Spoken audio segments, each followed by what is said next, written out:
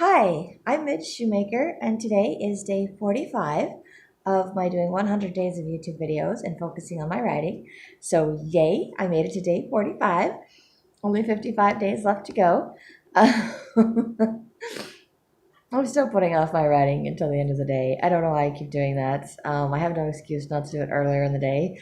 I would probably feel a little better about myself if I did, but not going to beat myself up about it. Going to be grateful that I actually chose to do it. Tonight, I can't say I did a ton of writing, but I did a little bit. I chose to work on The Boy from the Stone. But I haven't looked at it in like over a year. So other than random ideas or thoughts in my head as to how I want the book to go, I don't actually know where it was at. So I decided to kind of read through it again. And one of the characters in that book, I decided needed to have a different power. Because I didn't like the one that I had. I'm like, it just wasn't fitting with the story that I have in my head. I'm like, this just doesn't really work. So I had to rewrite it just a little bit, not a lot, just a tiny bit, because I didn't put a whole lot in there as to him using the one power, so it kind of made it a little bit easier to do the other one. But I think I have to do some more in like chapter 4. I only did the first 3 chapters. I read through, but I'm a slow reader, so I probably spent close to an hour reading through the first 3 chapters and making some minor revisions. But to me, I'm still counting that as my writing, which is kind of a little sad, I think, because when I first started my 100 days, I was doing much better. I was working on 2 different projects at the same time and just like barreling through everything.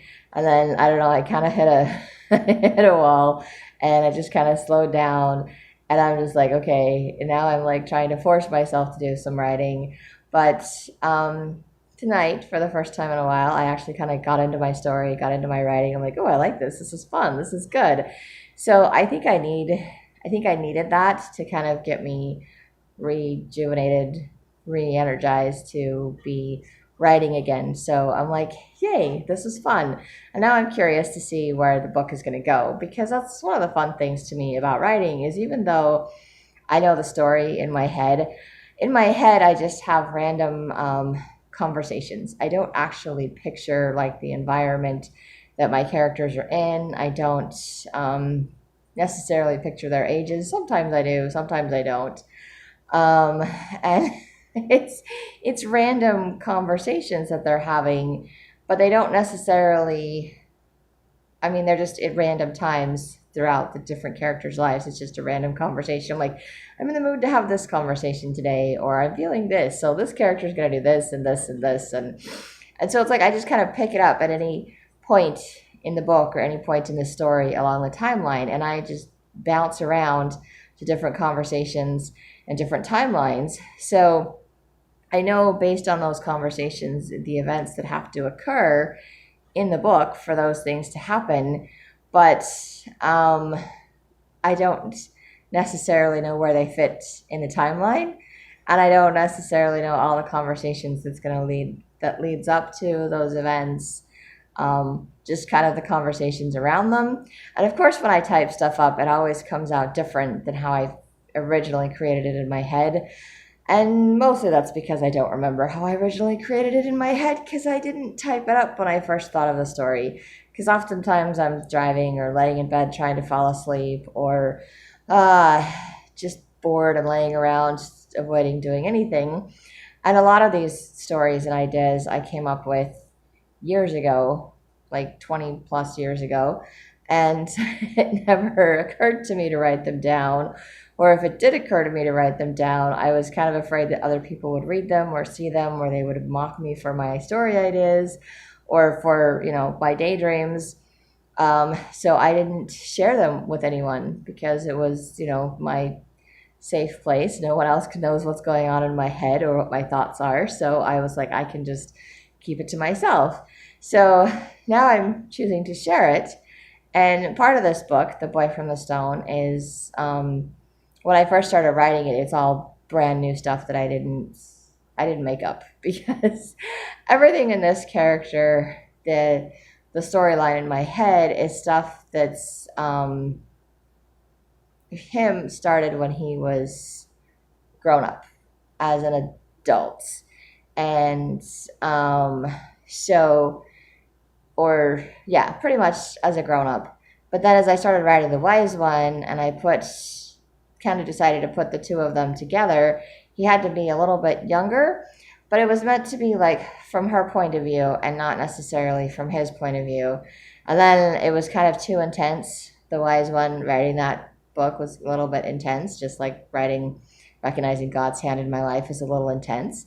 So I decided to just kind of switch characters and put this character in that book. So I had to create something for him to be about a similar age, a little bit older than her, because he is older than her, so that when they kind of meet, you kind of have an idea. So it's kind of like his story growing up and her story growing up, which I hadn't originally created. So it's kind of fun to be like, okay, what's he going to do now that kind of explains what he's like as an adult, or that kind of makes him be who he is as an adult, because I know what he's like as an adult. But it never occurred to me to write what he's like as a teenager. So this is kind of fun to write what he's like as a teenager and the stuff that he does as he's growing up. And there's only like 2 events that actually have to happen in that book that connect with The Wise One. So those were just 2 events that I was gonna just put in The Wise One or something. I don't remember what I was thinking, because that's been almost 2 years since I started writing that. Has it been 2 years? Oh, I can't even think it's been 2 years. I don't think it's quite been that long, but it is somewhere in 2019, and we're almost to 2021. So I started that one somewhere in 2019. I just don't remember where. So it's been over a year since I worked on that. I think like a year and a half, maybe last summer, like a year ago in the summertime. So anyway, I had to read through it again to kind of remember where I was at.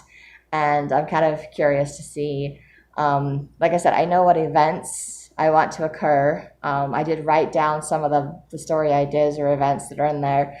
But the ones that I wrote down for future chapters in this book, the ideas that I came up with, they're all stuff that in my head originally created were flashbacks, like him flashing back or explaining to someone else in the future what happened to him as a kid, or how this relationship, this friendship, whatever that he has with someone else started because of something that happened to them when they were teenagers or something like that.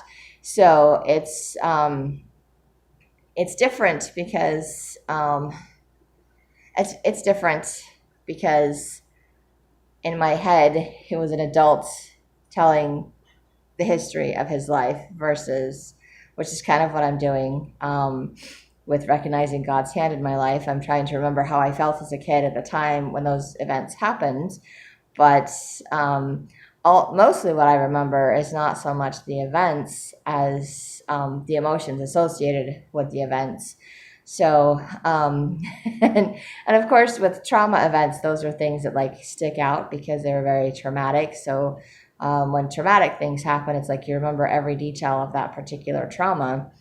But multiple traumas or other things, or things that happened when I was too young to remember, it's just more emotions or responses to things. Like I don't remember why I responded this way or why I was so nervous about things that way. Probably because there's always been some kind of trauma in my life, the environment that I was raised in. So it's kind of similar, I guess, in a way, because he's telling his backstory, only now I'm doing it from his point of view as the teenager, going on to be like, this is what he's doing and this is how he's doing it. So it's the actual what he was doing versus the backstory, the shortened version, the summary. So all I know in my head is the summary and the important events that have to occur, but I haven't figured out all of the other things leading up to those events, and how that's gonna like play out in his story for the book. So for me, it's just fun to see, one, as I write, to kind of see my story ideas come to life, and two, to see, um, okay, fun to see the story ideas come to life. And two, it's kind of fun to see where the story goes. Because I think each story kind of has a life of its own. And as you start typing and writing things up, it's kind of like, ooh, this story should go in this direction, or ooh, this should happen in this story, or ooh, this character would think this way. And it's like, ooh, maybe where I thought the story was going is not where it's going. And I realize as a writer, I can mold the story and I can kind of force the characters to go a certain way. Or I can surprise the readers and be like, okay, it looks like it's going this way, but really it's going this way. When that shock thing at the end, like, I tricked you, it's this one. Because, I'm set on how the ending is, or I'm set on how something has to happen as far as the events go. But I'm not very good at the whole tricking people into things. So to me, it's kind of like the characters have to develop in a certain way to have that ending that I have pictured in my head. It has to work a certain way. And I think the conversations and the events that I've imagined in my head will actually flow to make that work. It's just filling in all of the gaps. It's filling in all of the details, the surroundings, what they're seeing, where they're at, what they're doing, all of those things that I haven't thought of previously. So it's kind of an interesting concept, I guess, for me. And it's just, to me, it makes it fun because it's kind of like reading a book and I'm curious to see how is it going to end, what's going to happen next. And it's kind of fun because when I write my stories, when I write my books, a lot of it's kind of the same. It's like, what's going to happen next? And I think the hardest part I'm having with The Fall of Espinglandia is that I already wrote the whole story. Like, I already figured out what's going to happen next and where the story is going. And so it's kind of, it's more tedious to have to rewrite it and not as much fun because I already know the ending to the story. I'm like, it's there, it's done. But I have to rewrite it and I have to cut out certain parts of the story that I liked or that I do like because it's not from those characters' points of views, or I have to find a different way for it to appear. So I have to change it without changing the storyline, without changing the conversations, without changing, and I may end up changing some of the conversations, and I may end up changing some of the events, or at least the viewpoint of who's seeing the event from which viewpoint, because I can only have so many characters' points of views for that book. So I think that kind of takes some of the mystery, some of the excitement of writing out of writing that book, which is probably why it's hard for me to go back and finish that one. And obviously, Lenoi and the Teacher's Powers, I finished that one. And then it was hard to just go back through and read it because I'm like, I already know what happens. I already did this. Kind of cool to see some of the stuff that I wrote, can fix a few minor stuff. But it was very helpful to get feedback from other people, especially my park friend and my friend that's supposed to do my book covers for me, because they asked a lot of questions. And because of their questions, I realized that I didn't put those details or information into the story. So it gave me something to go back and add, something to kind of change a little bit, something to see, okay, what's the description? What is the character actually seeing? So it was something new for me to have to create, for me to have to picture in my mind. And then try to figure out how to write it. So that was a little bit easier to rewrite it doing that because I had some new insights, new information, new something. And I like having new things. I don't necessarily like the repetition. Although, I mean, these are characters I've created in my head for years, some of them. So it's not like I don't repeat them in my head. But like I said, every conversation is a little bit different because I can't remember how it was said the first time. It's not like watching a movie where you quote the movie and it's the same every single time. In my head, it's still different every single time. It's still the same characters, but their reactions, their responses, or where they're at in my head, in their timeline, is always different. So it's kind of, and it's also kind of sad, I think, when I type it up, I write it up, because then it kind of, I mean, it's not 100% permanent, but it feels a little bit more permanent. Like, okay, now I can't change that conversation anymore. I can't replay or relive that in my head because now it's typed up. So now it's kind of like it's setting it free. Um, so to me, it's a little bit sad, but it's also kind of exciting because it's that where's the story going to go and the little mystery of like reading the book and figuring it out. And so I like that part of it.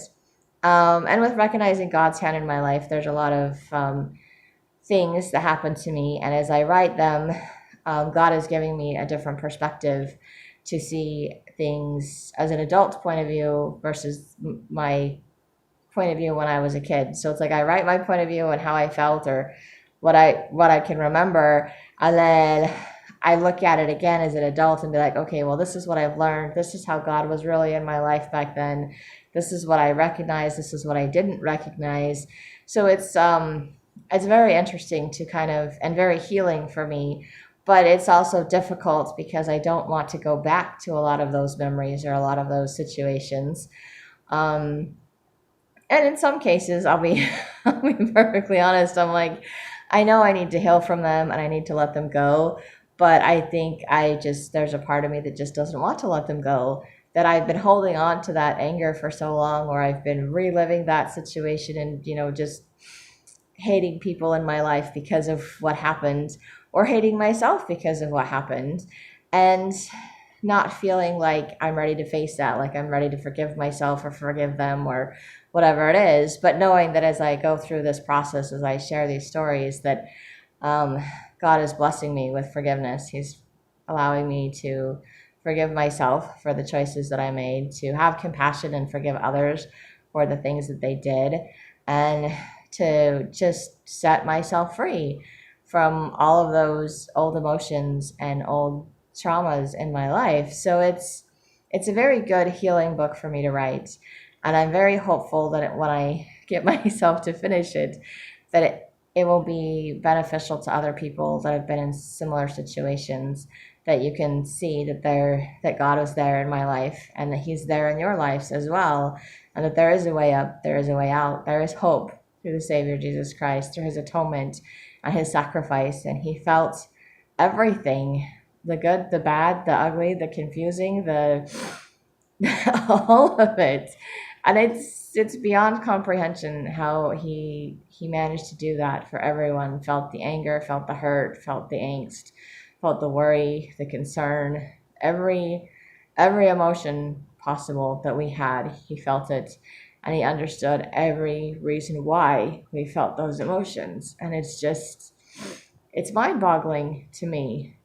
And but it allows him to be the one person that understands when no one else, when it doesn't feel like anyone else does. And it's also why he can help us to heal, to let go, to feel comforted and at peace with those things that have happened in our lives. So I'm grateful I have that knowledge and that insight. It doesn't mean that I actually like writing that book because it is um, it is hard to get through, but I know it's worth it. And the thing I need to remember is I already lived. I already lived through it. I survived it, but this is a process in which I get to um, see the lessons I learned, see them in a different light, and it's an opportunity to let go and to be free of what happened to me, so that it's not stopping me from moving forward in my life. So lots of different stories, lots of different reasons to writing them, and lots of different, reasons. Yeah, I said reasons for writing them, but lots of different reasons why I hesitate to write them as well. So just, don't want to face certain emotions, not ready to let go of my story, and having fun creating something brand new. And I like stuff that's like brand new because it's more fun and it's exciting. And The Boy from the Stone, even though it's the backstory of one of my characters, it's kind of a fun story. I like the backstories. But I also think it'll be fun to kind of see him later as an adult because that's how I've always pictured him in my head. But I haven't always pictured him growing up, so it's kind of fun to read through those first three chapters, and it's fun and playful, just like I remembered writing it being a fun, playful book. So I think it's good because it gets me a little bit more excited about wanting to do things. And I did spend closer to an hour going through those 3 chapters because, like I said, I'm a slow reader. So it was nice to just get into it again tonight. And maybe, hopefully, I will get into it a little bit sooner tomorrow and not procrastinate so much. But I'm very good at procrastinating things. I'm very good at not paying attention to my body and giving myself what I need. And I don't know. I think I've just been trained. It's like my default thing. Avoid the things that I'm supposed to do because then I don't have to go to bed. Then I don't have to face this. I don't have to do that. It's, it's that cycle that I'm trying to break. And it's not easy to make changes. It's not easy to break those cycles, to stop doing what I've always been doing and do something different.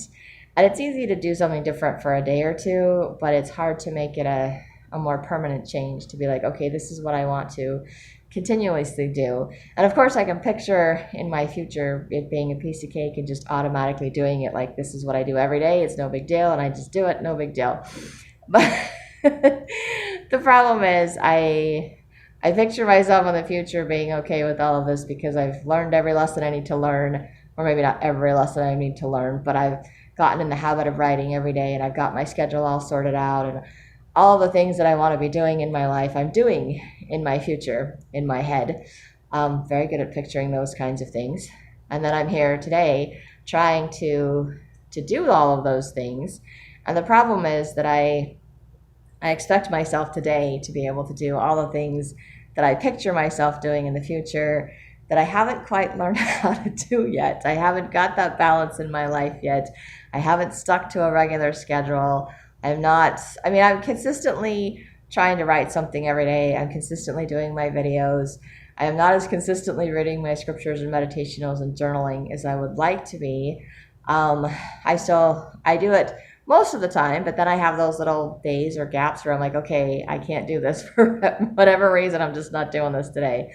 And I'm back in my state of avoidance again. And I get a little bit frustrated, but I'm learning not to be as frustrated with myself because it is a process and change is a process.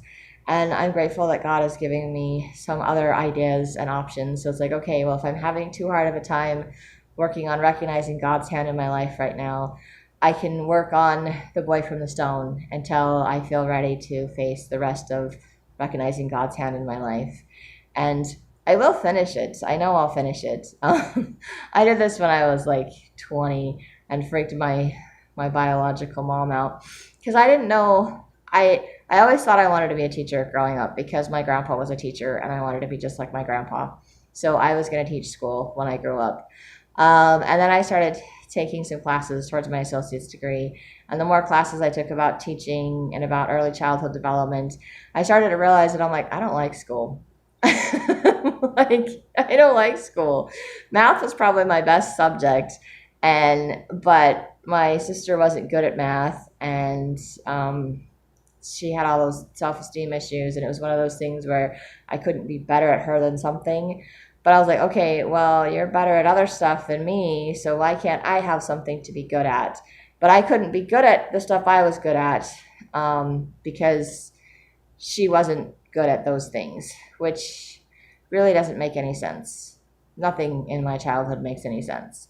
And of course, now as adults, she's just like, oh, I'm sorry you felt that way. I never meant for you to feel that way. That was never the intention. I'm like, and obviously it was never her intention, but our mother used to tell me that her self-esteem was more important and, I needed to let her have those things.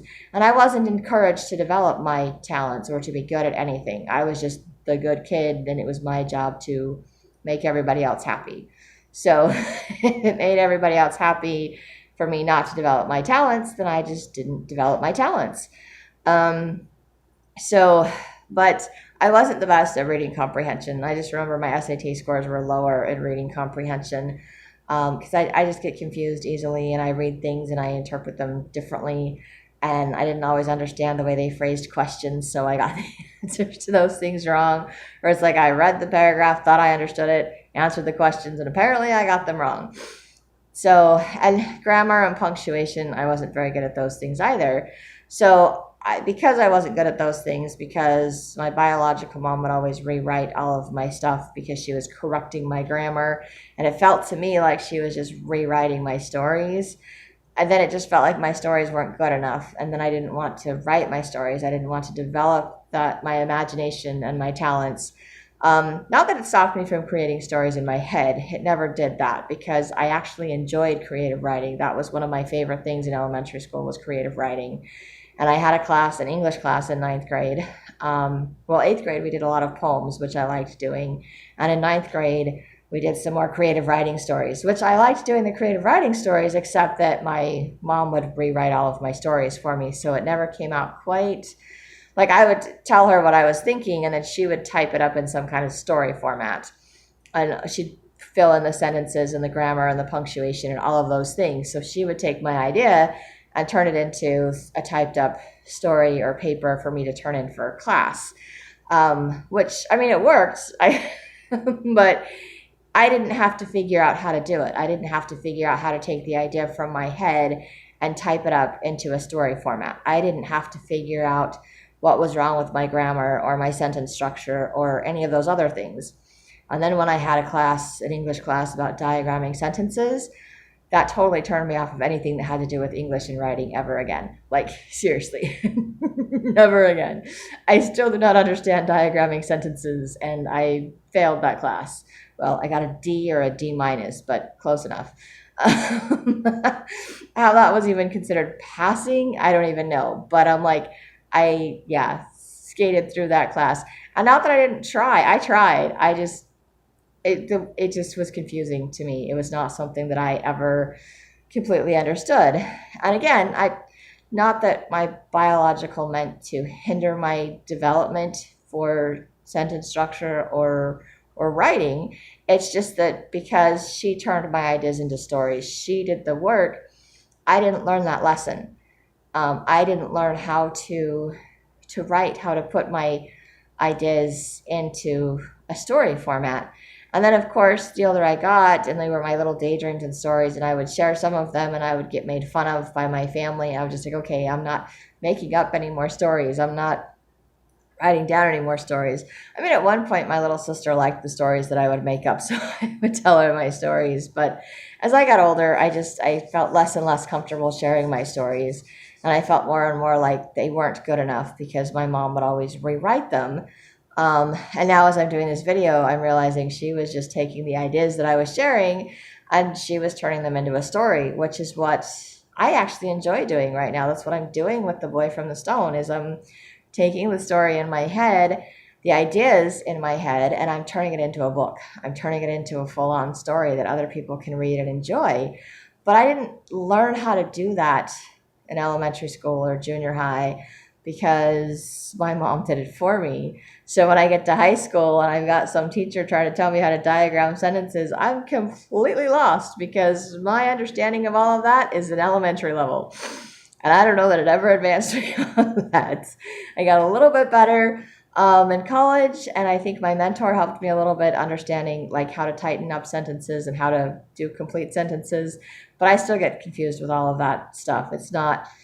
I still have run-on sentences. I still put my punctuation in the wrong place.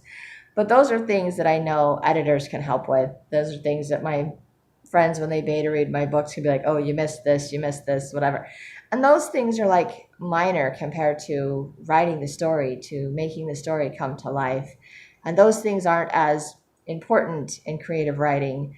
I mean, it is important before you publish the book, obviously, but as far as creative writing and writing the story and coming up with the ideas and turning them into a story, grammar and punctuation aren't as important, which I'm very grateful to realize, because that makes it easier for me to want to write them, to feel like I'm capable of doing it instead of feeling inadequate because I'm not good at grammar and punctuation.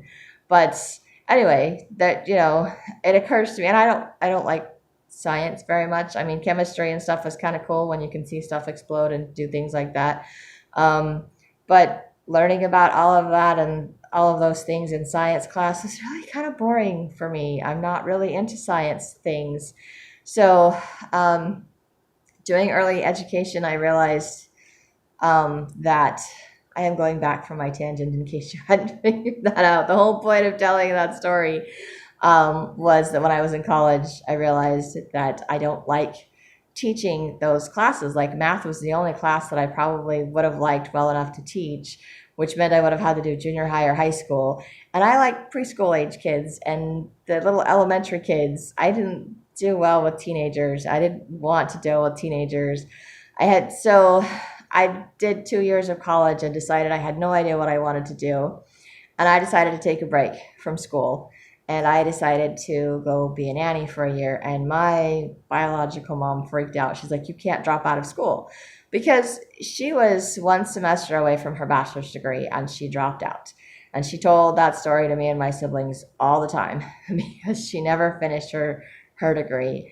And after my parents got divorced, it would have, having a degree would have benefited her. Like it would have increased her pay. It would have opened up doors for jobs, all kinds of things. And because it had been so long since she went to school, none of her credits at that point counted, and she would have basically had to start all over again if she wanted to go back to school to get a degree. So she felt like she'd screwed up by not finishing that one semester of school, and she regretted it the rest of her life. So she didn't want me to regret not finishing school, but I didn't see the point in going to school to get a degree when I didn't know what I wanted and I wasn't going to use it. So I ended up dropping out of school, not permanently, just temporarily. I took a break. I was a nanny for a year. Then I went back to school. Then I dropped out of school. I went back for a year. And then I dropped out so I could stay home and help pay bills and things. And then I moved. And then I went back to school. And I finally got my bachelor's degree. And I don't use it. So... And I've actually attempted to go back to school twice for a master's degree in 2 different programs, and never got to the finish point in either one of those either, because it's not really what I was passionate about. And the one thing I maybe probably could have gone to school for or should have gone to school for was writing or editing or something to that effect, something my younger sister actually did. But I didn't realize that I was passionate about writing because I was afraid to write. I thought that I wasn't good at it. I had convinced myself that I wasn't good at it. So I never pursued that as far as an education went. And that is what I regret. I wish that I had figured out or had been encouraged to develop my talents, like develop my math skills, develop my writing skills, choose my creative writing and turn them into stories. I wished I'd had the opportunity to do it myself, because I mean, I know my mom was very creative. She had very creative story ideas, and I'm sure that's where I inherited it from. I just wish she'd given me the opportunity to learn how to do the whole writing so that I could see the marks from my teachers, so I could figure out what was good and what wasn't good in my writing, so that when I got the papers back, it was my grade and not her grade, because it was my story, not her story, And it was kind of like a joint effort, except that I didn't really want the joint effort. But I didn't feel like I was good enough to do it by myself. I was always seeking approval from other people. I wanted it to be good enough. And I think that's another thing I still struggle with. As much as I say that I don't need other people's approval, I still want it. And I think I still fear being rejected, that my stories aren't good enough. And as long as they're not finished, if I never finish a book, I never have to publish a book, and I never have to figure out find out what the response of other people is going to be to my books, if they're going to read them and like them and share them with other people, or if it's going to be like my YouTube videos and I reach like 9 to 20 people and that's it. I don't know. But I have to go back to remembering that that's not the point. I mean, as nice as it would be to become like a famous author or for people to be aware of my books and all of those things, the point is I'm trying to develop my talents, that I'm trying not to stand in my own way, that I'm becoming willing to be vulnerable, to share what I have, to share my gifts with other people, to see them as gifts, to see them as talents, and to know that God has blessed me with these gifts and I'm meant to develop them and I'm meant to share them. and that he will give them to the people that need them, whether it be 20 people or 200 people or 2,000 people or 200,000 people. I don't know. And it doesn't matter. And I know it's going to have like that ripple effect where it starts out with like 5 to 10 people, and then it goes to like 10 to 20 people, and then it goes to like 20 to 40 people. So, and each book that I write hopefully gets a little bit larger an audience. And maybe eventually at some point my YouTube videos will start to get a larger audience. But before I even started doing them, they said it takes like up to 1 to 2 years before people start watching your videos. Like, so you'll get a whole bunch of likes or something on some video that you did like a year ago or 2 years ago. So it doesn't, it's the same thing. It takes time for people to be aware, to share, to pass it along. So if you like my videos, you can hit like, subscribe, you can share with other people, kind of help pass it along for me. That would be great. If not, that's okay too. Because I'm still just trying to do what I feel like God wants me to do and what will help me to grow and develop and become the best person that I can be. And I still don't know what that is. I also feel like maybe this is something that I'm supposed to do, a direction that I could go for my career, for my life, the education I wish that I would have gotten. And hopefully sharing my story with others helps you not feel like you're alone, helps you see that there's a way up, there's a way out, there's a light at the end of the tunnel. It's not a train. There is hope. And that no matter how old you get, you can always change. You can always learn something new, something different. You can discover a hidden talent that you didn't know was there, and you can develop it. You can turn it into something that you can share. And even if you just share it with friends and family, and that's the only people that see it, at least you're sharing it. At least you're using it. At least you're enjoying it. And right now I'm grateful that I can enjoy my writing. And I think the more that I enjoy it, the more I want to share it with other people. So I think it's a good thing for me to take a break from one that I'm struggling with, to write something that I'm not struggling with, and know that just like I went back to school, even though I don't use my degree, I still got one. I can do the same with my books. I will still go back and finish them. They will still get written because I know they're important. I know it's something that God wants me to do, and I know it's something that doing is helping me to heal. And so it's worth it. It's worth the time and efforts, regardless of the end results. So I'm very grateful for that.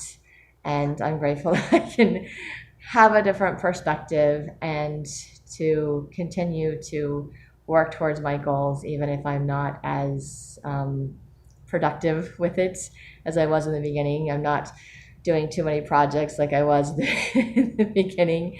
And maybe that's better. Maybe that's part of why I got burned out and wanted to stop, was because I was trying to do too much at once instead of just working my way into things. Because that's me. I picture how it's going to be in the end, and then I try to do it today like I'm going to be doing it like a year from now. And it's not a year from now. I don't even know how I'm going to be doing it a year from now. And it probably won't turn out the way that I picture it in my head, because none of my books even turn out the way that I picture them in my head. They all come out a little bit different, but I like how they turn out, so it's worth it. And it's fun to see how they turn out. It just isn't always how I think it's going to be. So I'm having to learn to let go of my expectations or my deadlines or whatever it is that I think is going to be, and just learn to trust the process and learn to stay in the moment and enjoy the moment and enjoy what I'm doing, and just trust that there's a plan for it, that God has a plan for it, and that things will turn out the way that they're supposed to, whatever that end result is, and we'll get to discover it together. And I think that's all I have for today, so I hope you have a great day full of gratitude.